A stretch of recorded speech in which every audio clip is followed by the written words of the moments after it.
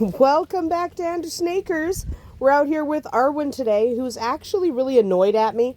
You can see from the mud that she was asleep, and I woke her up because I wanted to talk to Arwen today. Yeah, okay, kisses. Mwah. So, I wanted to talk about Arwen again today. We've been talking a little bit about goat health, and we were talking about feet last week. Okay, so we were talking about goat feet and the importance of trimming hooves. Today I wanted to talk a little bit about hoof rot. So sometimes these little feet of the goats can get almost rotten and slimy and smelly. That's not fun. So let's talk about hoof rot, what it is, what you can do about it, and the best way to prevent it. So what is hoof rot? Hoof rot is actually a bacteria. It's an infection in the foot caused by a bacteria that lives in the soil. Okay? Now, hoof rot and foot scald are actually really closely related. There's ducks. But they're actually really closely related because they're caused by the same bacterium. That bacterium, it's in pretty much all the soil. Okay? Please don't ask.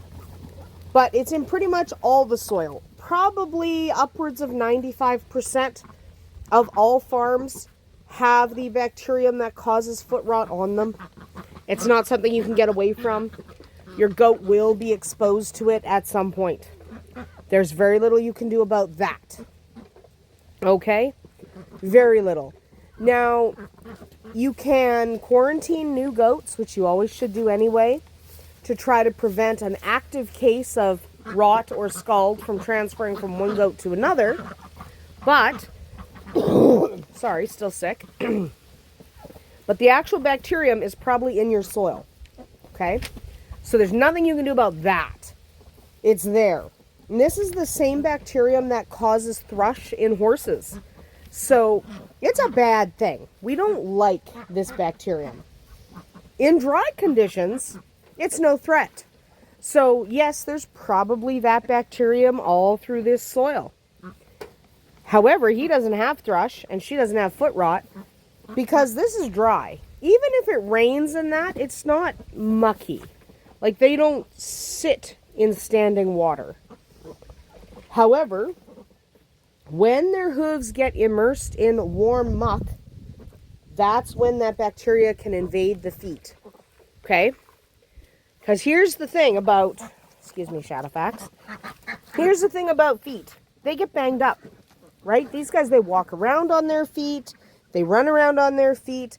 They crack their hooves. They bruise their hooves. They scratch them. They do all that stuff. That is really normal, okay? That happens. So at any given moment, your goat probably has small abrasions on the outside of the hooves. Some scratches, some whatever. She's so done. She's annoyed that I woke her up. She's like, I'm just going to go back to sleep now, Mom. I know, it's nice and sunny. It's not even cold. Scratching your belly. Oh, you're tangled. This is why we normally hang this a little bit higher. Yeah. Get off of it. Well, step off of it. You're not tangled in it. Get your foot off of there. She's a bit of a butthead. But yes, so, no, I'm not opening that. You can eat it through the hay bag. Hi, guys. Stealing the horse's water. Fine. Steal the horse's water. See if anybody cares. We'll just refill it. So, your horse and your goats and everyone are hard on their feet. And goats are incredibly hard on their feet. So they're going to scratch up their feet. They're going to cause a whole bunch of nonsense. Okay? That's just the way it is. When those hooves are in the muck, when they're in the wet muck, scratching, when they're in the wet muck, what happens is the bacterium in the soil can get into the hoof. Okay, because that bacterium kind of wakes up when it's in moisture, and then it kind of migrates into the foot. Once it's in the foot, it's a devil to get rid of. It's really, really annoying. Usually it starts as foot scald, and it's really easy to miss scald. Okay, there aren't as many overt signs as there are with hoof rot. Once it goes from scald to rot, hey, that was rude. Why you schmucker?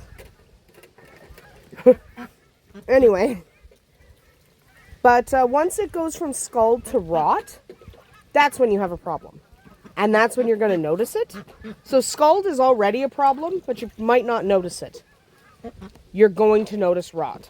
The foot will stink. It'll be slimy. It'll be gross. There might be discharge. It's really disgusting, actually. A full-blown case of hoof rot is really disgusting.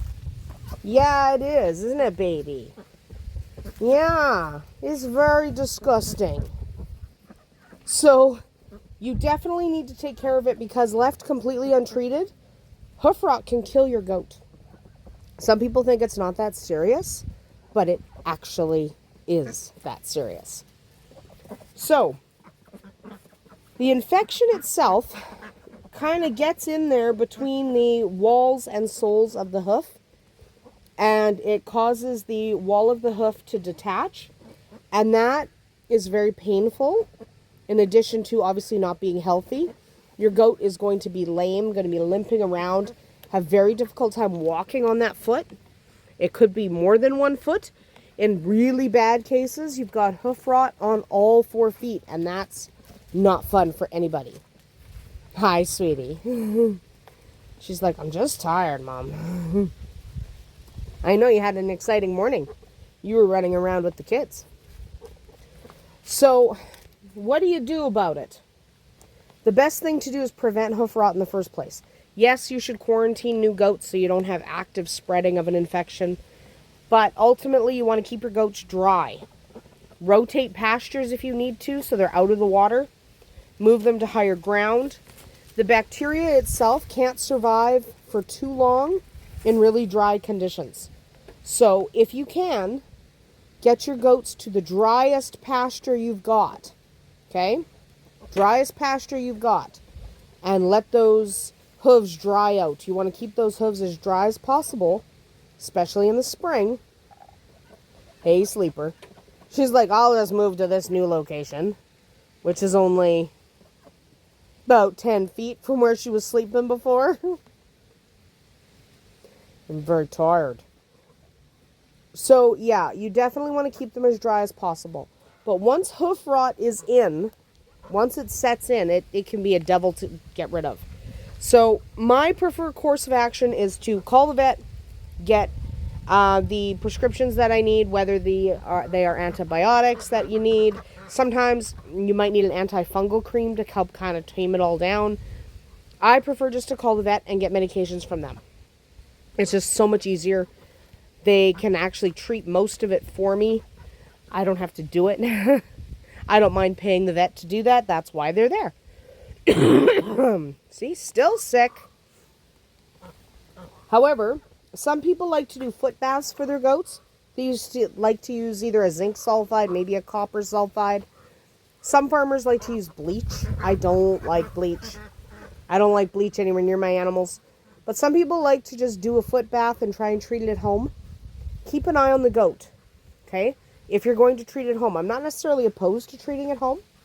But if you're going to treat at home without calling the vet, monitor your goat's temperature. The second your goat gets a fever, you need to call the vet, because that means your at-home treatments aren't working. Okay, that means the infection is spreading. You need to call the vet right now. So if you are going to treat with foot baths at home and not call your vet, then you definitely need to monitor their temperature. Okay, an elevated temperature means a fever. Fever means infection is spreading. So definitely monitor your goat's temperature while you are treating at home. Okay, often a foot bath will cure it no problem if you caught it fast enough. A really involved case, something that has really spread for your poor goat, you definitely want to get the vet involved. You might even need to have those hooves wrapped, you might need a farrier to come out and do a gel, kind of almost a gel hoof temporarily to ease some of the pain. So just be aware that hoof rot can get bad fast, and you may need to treat it fast. So keep an eye, monitor your goat's condition, make absolutely sure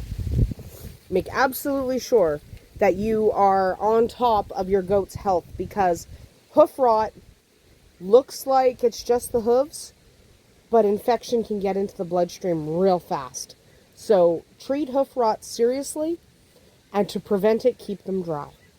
Hoof rot is a big problem in really wet springs, in areas where it's just completely gross and sticky and mucky. So if you're having a particularly wet spring, monitor your goats and get them off the ground, or at least off that wet ground. Move them to higher ground as soon as you possibly can.